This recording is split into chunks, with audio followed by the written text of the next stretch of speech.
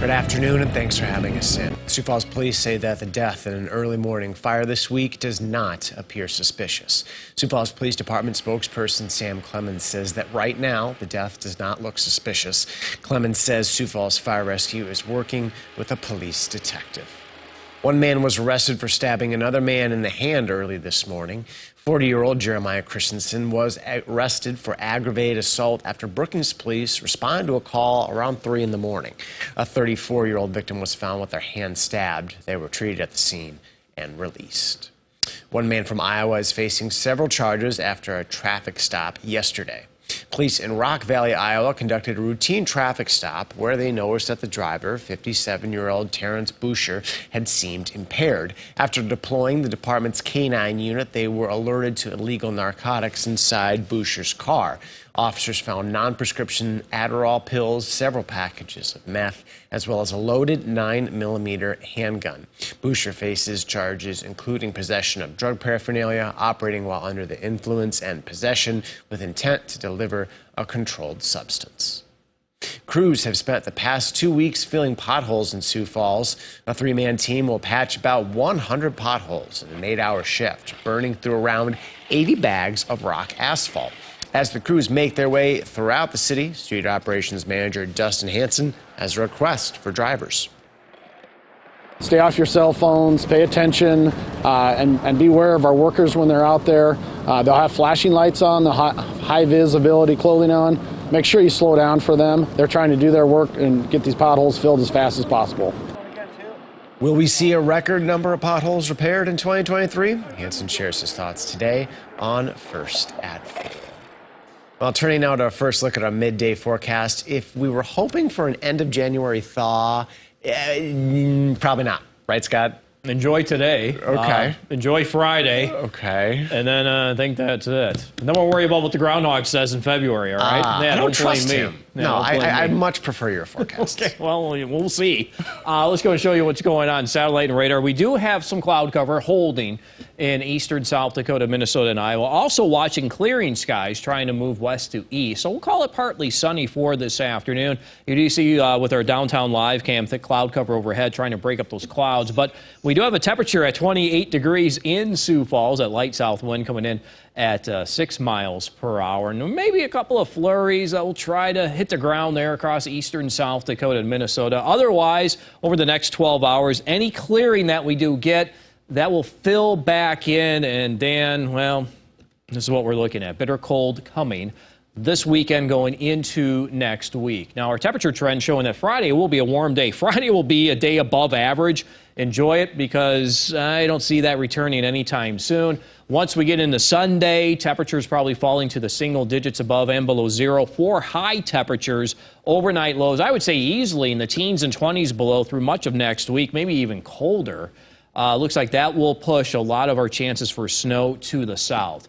Now, in Sioux Falls, now this is beyond the 7-day forecast. We're looking at days 8 through 14, just an average of the 3 long-range models we like to look at, putting these numbers around zero, on occasion below zero. The Canadian model is actually looking at below zero highs Monday through at least the first half of the weekend.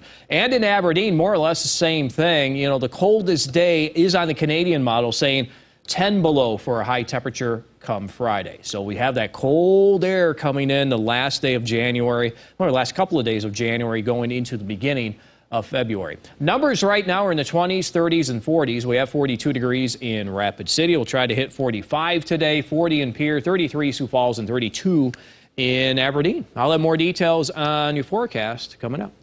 Thank you, Scott. A lawmaker has just introduced a bill to ban drag shows. The bill states that any institution under the control of the Board of Regents, state agency, or public school district cannot use public funds or a state-owned facility or property to, quote, develop, implement, facilitate, host, promote, or fund any lewd or lascivious content.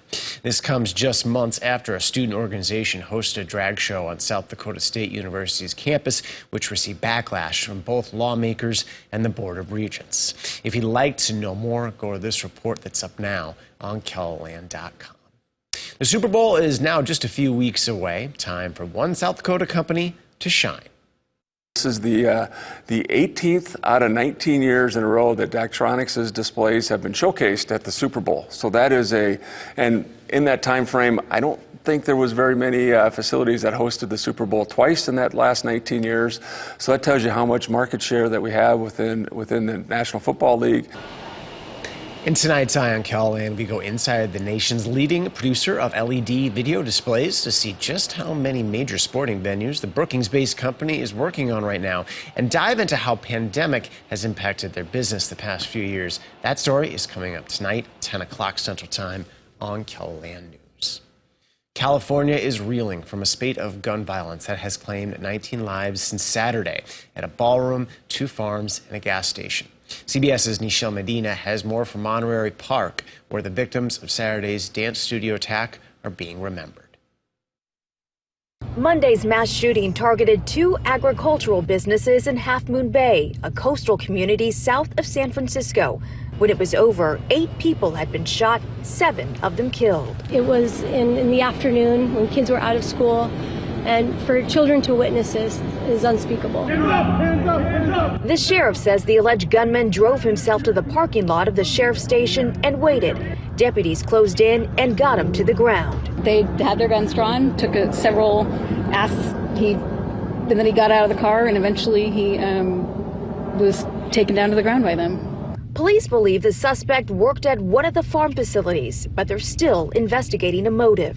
Here at City Hall in Monterey Park, a vigil is planned for later today, honoring the now 11 victims of Saturday's violent attack.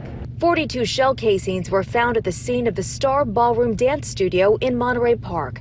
Among the dead are studio owner Ming Wei Ma and Mei Mei Nan, 2, 3, 4, who loved to dance. Her niece says Nan was just leaving the studio when the gunman arrived. She got in the car with her partner, and she was backing up, and she stopped when she saw a person. Then that's when the shooter went to her side of the window and shot her. Surveillance video shows the suspect trying to enter a second dance hall when 26-year-old Brandon Say intervened. The gunman later took his own life, and the motive for the attack remains unknown. And late Monday, at least 7 people were hurt and 1 killed at a gas station in Oakland. Nichelle Medina, CBS News, Monterey Park, California.